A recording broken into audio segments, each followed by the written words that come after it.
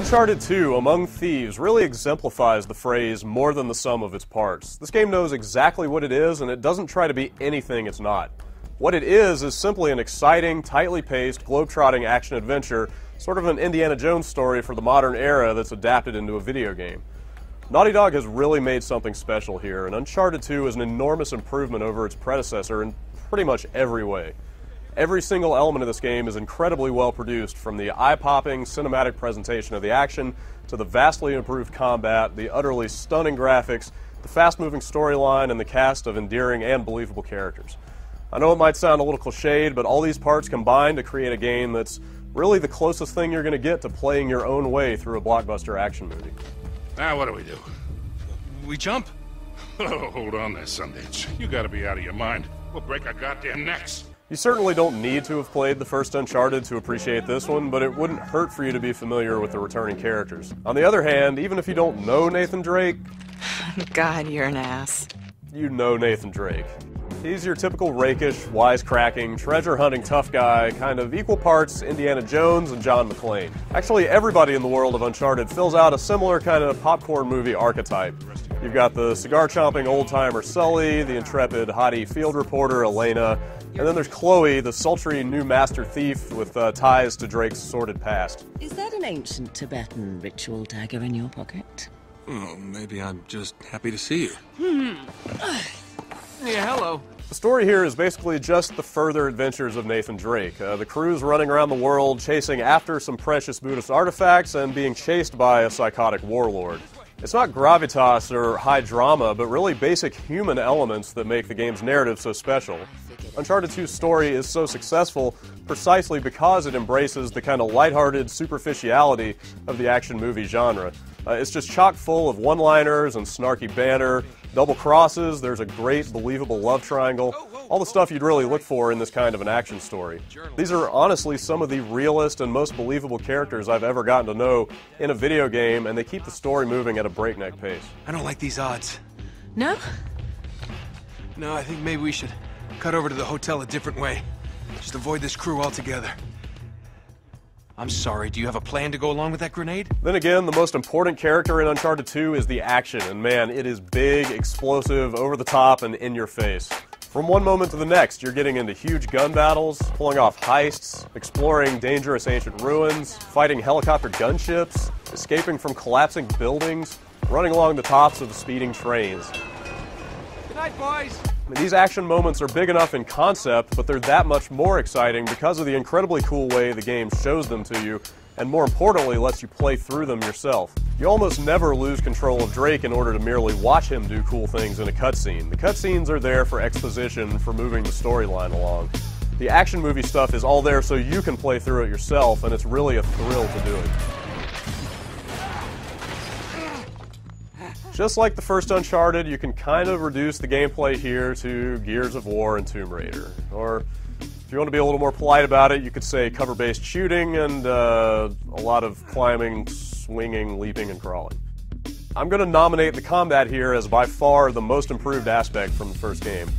There's a greater range of satisfying weapons here, the enemies don't absorb 100 bullets each before they go down, and it's a lot easier to fight hand-to-hand successfully.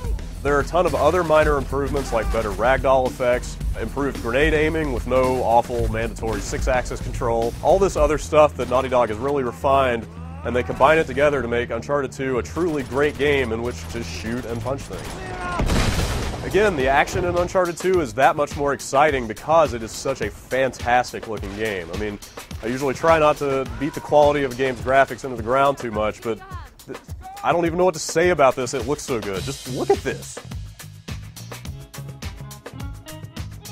And this. And that part? Okay, I really love this part.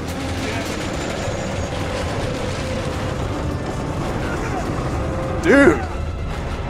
By itself, the single-player campaign here is good enough that you need to play Uncharted 2, but there also happens to be a really robust multiplayer mode that drastically amps up the value of this package. Given the cover-based, stop-and-pop nature of the combat, Uncharted 2 multiplayer feels a bit like Gears of War, and of course, that's a good thing. But mixing in the gymnastic elements from the single player really gives you an extra degree of mobility that makes the multiplayer feel that much more dynamic. The action is split out into both competitive and cooperative modes, and they're both just chock full of satisfying shooting. I had the most fun with the 3-player co-op, which is split into objective and arena game types. On the objective side, you've got 3 brief missions that are basically adapted from the story mode, but they actually feature their own unique cinematics and voiceover. These missions are all about moving from point A to B to C with your posse to accomplish some kind of goal that's specific to that mission. Then there's the co-op arena, which is a basic survival mode where hordes of enemies rush at you for 10 increasingly punishing rounds.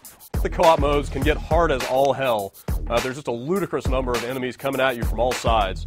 It's honestly way harder than anything you're going to see in the campaign, so it's really a great place to get online and test your mettle with a couple of your friends. The competitive side offers all the sorts of modes you'd expect. You've got Deathmatch, King of the Hill, and that kind of thing. These top out at 10 players, which feel about right for the size of the maps in the game. And of course, it wouldn't be a modern online game without a persistent level-up system and a bunch of stuff to unlock. As you gain new levels, you can access better and better boosters that improve your reload times and accuracy, among other modifiers. These unlocks are really smartly designed. They're broken out into separate sections for co-op and competitive boosters, so you can kind of focus on improving the sorts of gameplay that you like more. And of course, there's also a bunch of prestige items and multiplayer skins and that kind of thing that you can get too. Honestly, I didn't really expect the action from Uncharted 2's campaign to carry over to multiplayer all that well, but guess what? It totally does. It's a ton of fun to play online, and it'll probably keep that game disc in your PS3 for a good long while after you finish the story. Naughty Dog produced a great blueprint with the first Uncharted and then fulfilled maybe, I'm going to say 75% of its potential. But they have gone to 110% with this game in every way. Uncharted 2 is one of the best action games I have played in a long, long time. In fact, why are you still watching this? You need to play this game. Just go get it. Go.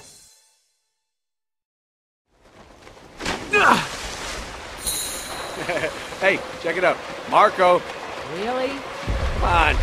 No. Marco. Polo. Fish out of water. So unprofessional. The movie's over. Why are you still here? Shoo. Scram. Skedaddle. Pound bricks, motherfucker. Yeah, hello.